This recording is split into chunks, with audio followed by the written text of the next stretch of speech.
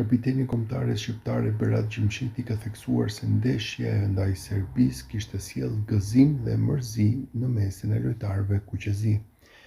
Keqardhja më e madhe, barazimi është keqardhja më e madhe.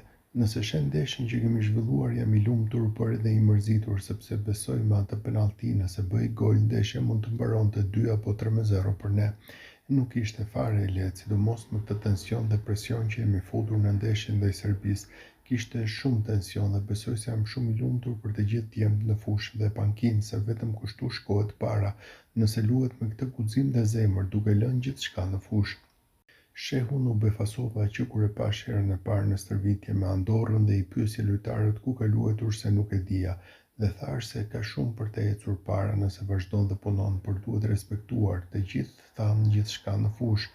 Hysa, Jajeti, Broja, Mitaj, të gjithë, ekipi është kryesori, nëse do të ecësh para, ai është i pari, nëse ekipi luan mirë mund të arrish më pas individualisht gjithçka. Edhe mua më pëlqen të luaj ofensiv si jam mësuar te Atalanta, por duhen respektuar vendimet dhe taktikat që vendoset.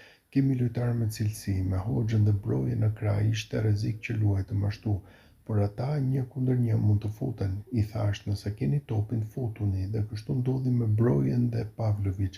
Mendoj se i kemi krijuar shumë vështirësi në të dytën dhe mund të rrezikonim më shumë me pasimin e parë. Por e kuptoj dhe tensionin dhe nuk deshëm të gabonim, sepse ata janë të rrezikshëm. Shpresoj të vazhdojmë kështu, se vetëm kështu mund të arrish një ëndër dhe të shkosh në botror, tha Gjimshiti për televizionin Klan pas ndeshjes.